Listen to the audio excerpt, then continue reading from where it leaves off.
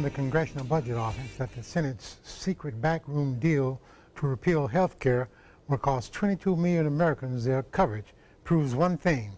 Republicans are only interested in providing huge tax breaks to the wealthy, not in protecting our health. Good morning. I'm Ed James, and this is Black Almanac. Trump Care will give nearly $70 billion to big corporations and the wealthy. The reality is that the elderly, working poor, and communities of color will be particularly hard hit. In addition, Trump Care will be an assault on women, those living in rural communities, and the urban working poor by preventing Planned Parenthood from receiving federal funding and forcing women to once again pay more for their health care.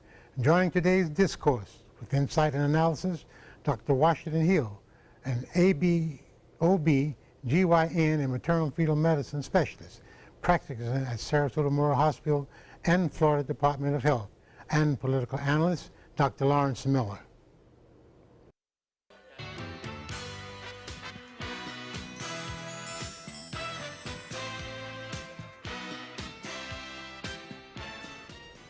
Well, I have my two favorite doctors with me today. My medical doctor for my wife, and my favorite doctor of politics. Well, thank you. I needed two. Okay. You know, Dr. Miller, you and I have been handling this pretty good. Yes. But now we're back to killing Obamacare again. Yes. Yeah. Dr. Hill, what would, from your perspective as a physician, what happens if you just kill the current Obamacare? We would go back to where we were before Obamacare. And one of the worst parts of that was that the patients who needed health care access did not have it until they were sick. And therefore, they would go into the emergency room, and we all remember those days, and they would be very sick. Some would die because they had delayed care because they didn't have any type of insurance. And for example, also they would be pregnant and they would not have insurance because their insurance company would not include maternity as a part of their coverage. So they would have to get a rider, which was expensive if they could get it, or they would come in labor. You know, you mentioned their insurance company wouldn't, certain things would not be a part of their coverage. Wasn't that one of the very positives of Obamacare, like full coverage for everyone, and rather than, but we are hearing that with the Republicans' proposed bill, every American could get just what they want. One of the best parts of Obamacare was that in that act, there were very specific things that insurance companies have to cover. Behavioral health, maternity care, family planning. So if we were to repeal all of Obamacare, then those things would not be possible. And an insurance company could say, as they had in the past, Mrs. Jones, you have insurance, but it does not cover maternity care. You know, the other part of this, in terms of the Affordable Care Act, is that it changed the dynamic revolving around, as Dr. Hill was mentioning, how it was before, in the sense of accessibility and affordability. As soon as the CBO came out with a score that 22 million people were going to lose health insurance coverage, okay, that seemed to turn the tide for a number of different Republican senators as it related to the Senate bill that was before them in terms of how they met in secret and then brought this out, and people were analyzing it, reviewed it, and were sitting on the fence. That changed everything. So I have to give a certain amount of credit to the CBO as a nonpartisan reviewer of bills that come before the United States Congress. Because without that bureaucracy, without that nonpartisan look at it, these people would have gone ahead and passed this bill, maybe with a few sweeteners here and there for them to, move closer towards it in terms of feeling comfortable with it, but which may happen eventually anyway. But without that CBO score, these people would have been able to pass this thing basically in secret without anybody having any idea basically what's in the bill in terms of the American public. And 17 million by 2018 would lose their Medicaid coverage. 17 million. And by this time next year. That's a part of this secret plan, the Senate's plan. You stretch it out, all of your dirt, to get past 2018 midterm elections, to get past 2020 presidential election. Yes. And then if the public doesn't know, they don't get upset. Right. And they get put right back in office again. Exactly. Good point. No question. And the fact of the matter is that as far as the plan is concerned, when you have Susan Collins, who's supposed to be a moderate, she's the senator from Maine, and then you have Rand Paul, which is on the other side of the spectrum in terms of being a conservative, both being supposedly against this particular bill, her after the fact, after the CBO score, and him before, you have a situation where you could tell that all the grief that they gave President Obama was solely for political purposes. It had nothing to do really with health care, because they were not prepared once he left office to come up with a plan that had any real substance to it that would address the problem, again, of accessibility and affordability. They're always talking about premiums going up, and this bill really doesn't do anything revolving around that. Well, they had 7 years. I was going to say.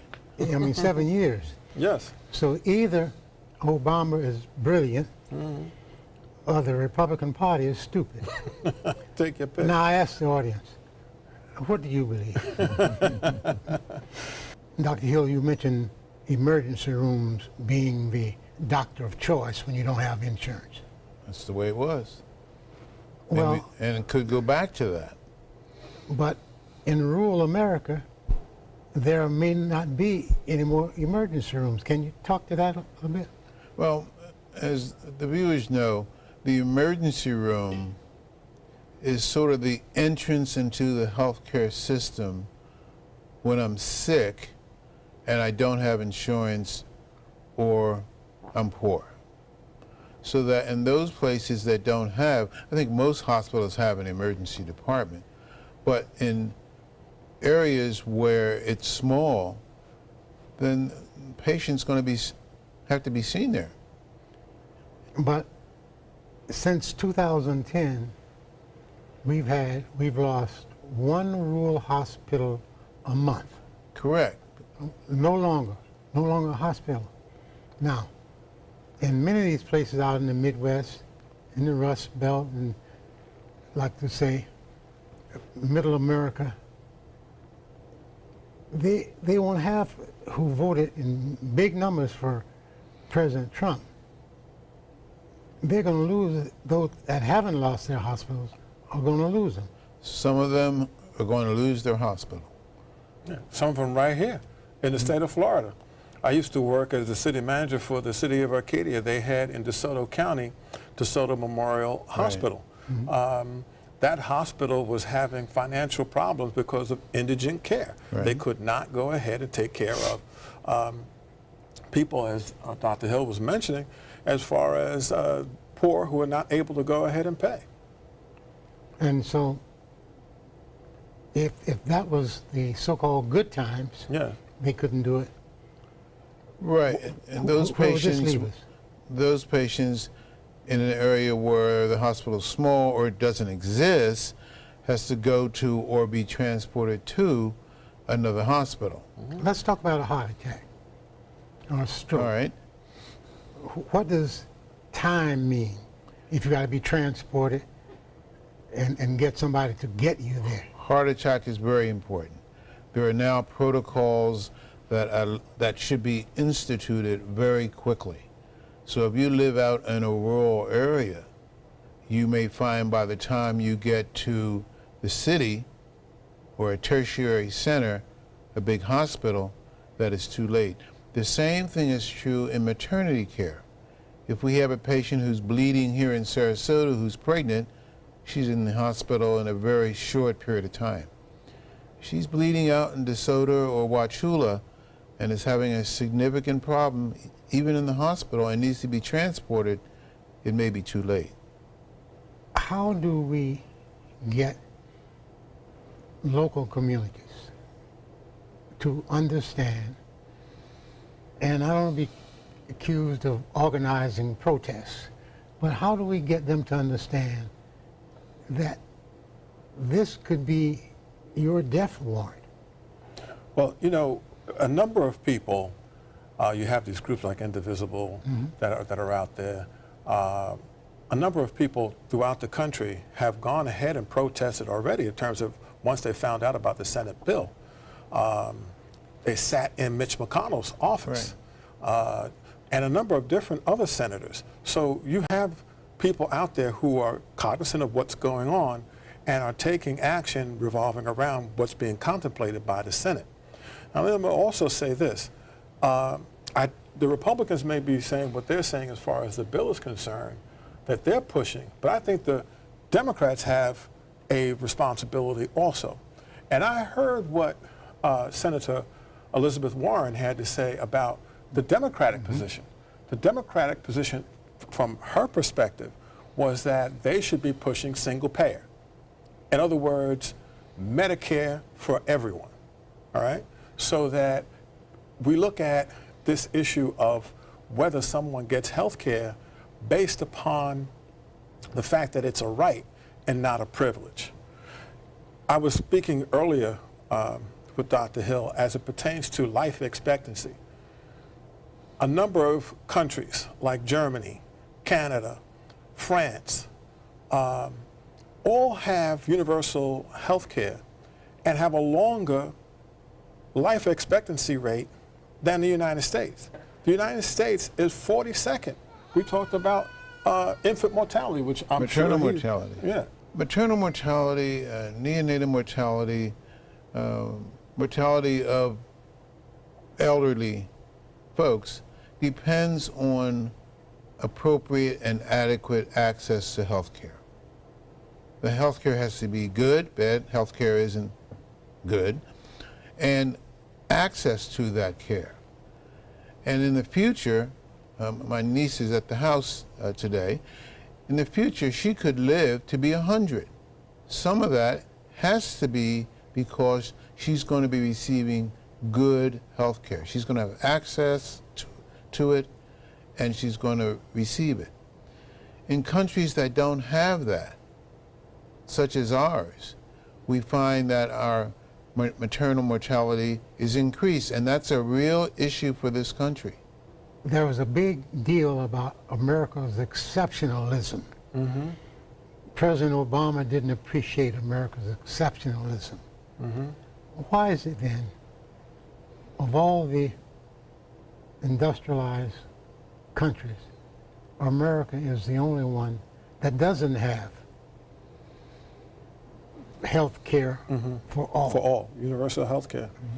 Yeah, and you pick up on a very good point in terms of President Obama bringing that out, because the debate had been during that time revolving around, if you remember, a public option, because he didn't feel he could get some of his people, even in the Democratic Party, to go along with Medicare for everyone. Okay? So this is a very hard issue for the American people to go ahead and make a choice revolving around. Because if you have a situation where you are in a DeSoto County, or even if you're in Sarasota County or Manatee County, and time is of the essence in terms of whether you're a child or whether your loved one Or you. are going to survive, okay? When you make that choice in terms of going into that voting booth and vote for somebody, that has a rippling effect upon whether your, as we are saying, loved ones are going to be able to make it, especially when you have legislation like this that is coming forward. Your decision in that voting booth is complex. There's many, many issues, and you two talk about them all the time. But one has to be health care. Because we all, at some point, are going to need health care. And if you don't have access to good health care, I think it's fair to say that's going to shorten your life. And affordable health care. Exactly. Affordable health care.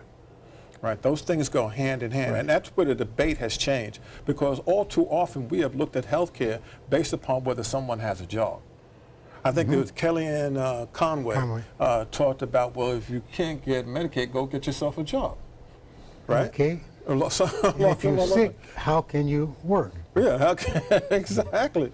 It doesn't make much sense. But the fact of the matter, and we had another, now this really blew my mind, a few years back when Harry Reid was running, a Tea Party candidate for the Republican Party was talking about how you could barter with chickens back in the day. I wasn't practicing at that time. No one brought me chickens for a delivery, but we can't do that now. The doctor has to pay his staff. The hospital has to pay their workers. And you pick up a good point, because no matter what, whether you have Obamacare or you go back to the old system, somebody has to pay.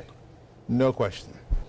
This House struggled and got their bill passed after being rejected first time by 2 votes. So the Senate, being smart, the smart ones, they go behind closed doors, don't tell anybody what they're doing. They don't tell the Republicans, the Democrats, or anybody. Right. Then they come out with this bill.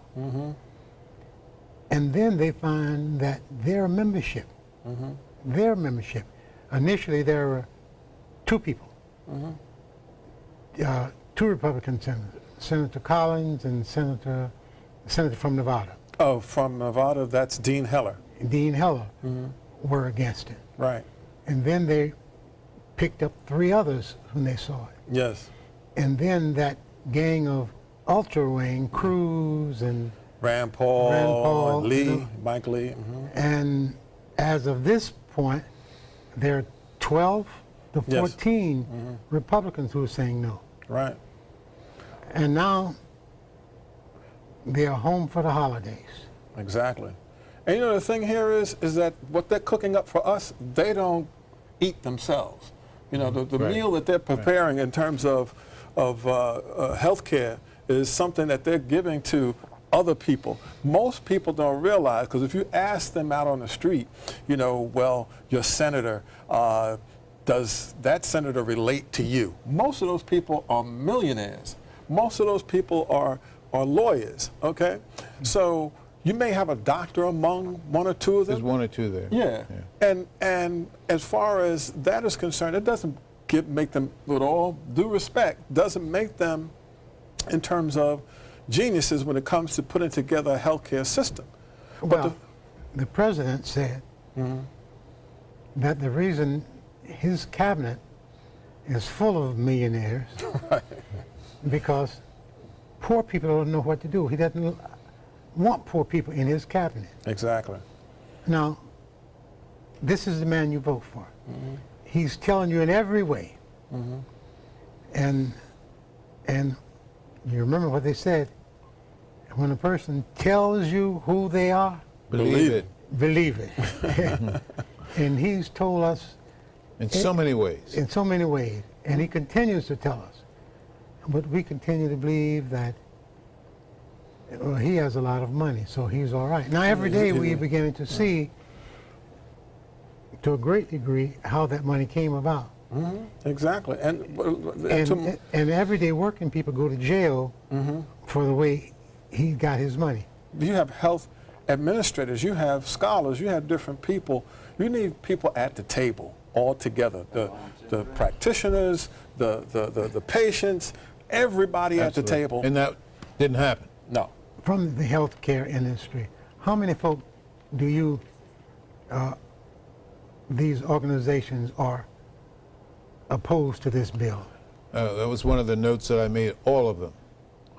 I'm an OBGYN, the American College of Obstetrics and Gynecology is against it, the AMA, the Internal Medicine Societies, the Osteopathic Societies, all of the societies are against this bill. I could not find one that was for it. And it's because of the Medicaid cuts, the opioid problems, which are not addressed, etc. So all of them. Now, what happens to people who have existing health issues with the new bill, with the proposed Senate bill? The insurance company can opt out of taking care of them. Exactly. With the ACA, there wasn't any opting out. There were essential, we mentioned it earlier, there were essential disorders that had to be covered by their insurance. One is maternity. Another was the behavioral health for the patients who need that because of the opioid problems. There were pediatric care. So the insurance company will have the option of including it or not.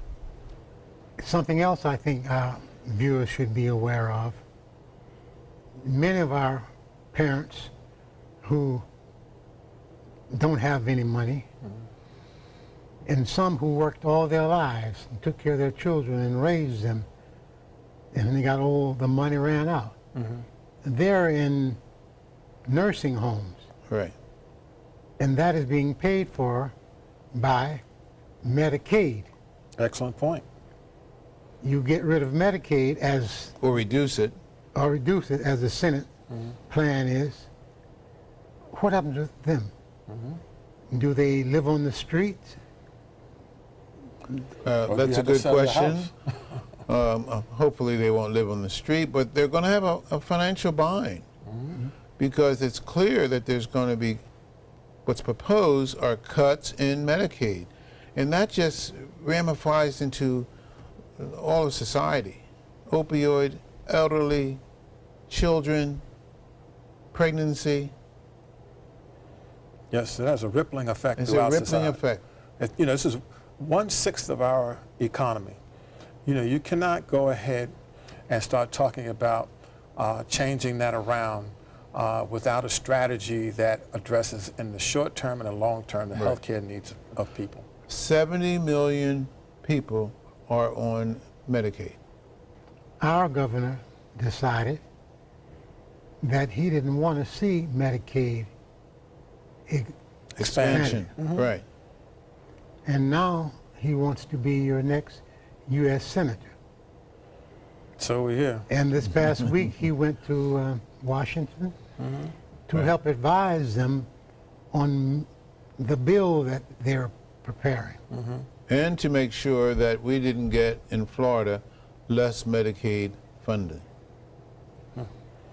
And to make sure we didn't get less Medicaid. Right. The Medicaid funding that he's already resisted, The Medicaid funding that we have now, no less. Right.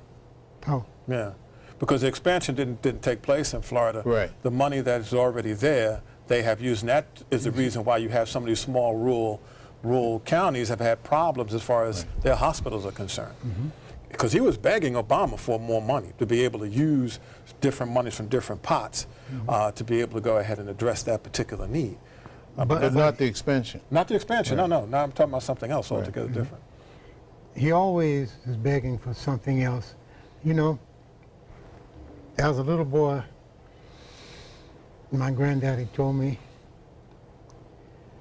remember, when you become a man, buy what you need and beg for what you want. Right. Now, but Scott had us all confused. He wants poor people to beg for what they need, and they can't buy what they need because they don't have any money. So you have absolutely nothing. I want to talk about this fake news for a minute. You know, I'd be remiss if I didn't.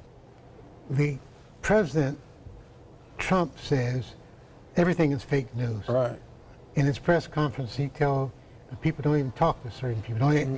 Don't let CNN ask questions. Right. Well, we find out, talking about fake, in his golf courses and his country clubs, Right. he has a fake large picture of him on the Time magazine cover. No. Oh yeah. Now Time magazine has told him to take it down. He was never Time magazine's Man of the Year. Right. And I don't think he ever will be. However, but he said, so anyway, in this last minute we have, you can see these notes meant nothing. But we talked about what was real. Right. I'll give each one of you 30 seconds to wrap it up. Dr. Hill, you go first. Two things. One, remind your viewers about the opening of the Sarasota Memorial Hospital internal medicine practice at Newtown, which is going to be on Wednesday, July the 5th at 1 o'clock with the ribbon cutting at 1:15. And that's at the corner of Osprey and MLK. Can't miss it. Diagonally across the street from Jets. You're right. The other thing is that this bill is called the Better Care Reconciliation Act. That's a misnomer. This is not an act that is going to lead to better care. And we need to either vote it down or get rid of it or make it better. And just remember that Trump, instead of Trump care, Trump don't care. Right. It's clear. Dr. Hill? Well, in terms of what I would like to just convey to your viewers is the fact that there's a correlation between voting and the services that they receive as far as government is concerned. And because of that, we need to be more cognizant of the fact that we come out and vote. Dean Heller only changed his mind because he has a candidate, Jackie Rosen, who's running against him and may take his seat in 2018. So we have an opportunity to change things around when we come out to vote. You know, I'd like to thank both of you for coming and sharing with the viewers. And listen, you heard it here. And as always, have a great day, Suncoast. I go to the movie and I go downtown. I keep hearing them say, boy. This is important news for men who have taken Viagra, Cialis, or Levitra and then suffered from the skin cancer melanoma.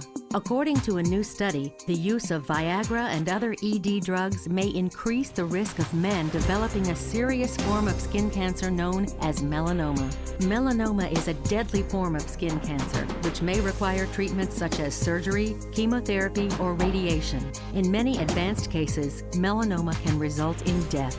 If you or a loved one took Viagra, Cialis, or Levitra and then were diagnosed with a skin cancer called melanoma, you may have a right to a cash award and medical expenses. Call the law offices of Davis & Crump at the number below right now to find out if you are eligible. Call the law offices of Davis & Crump right now.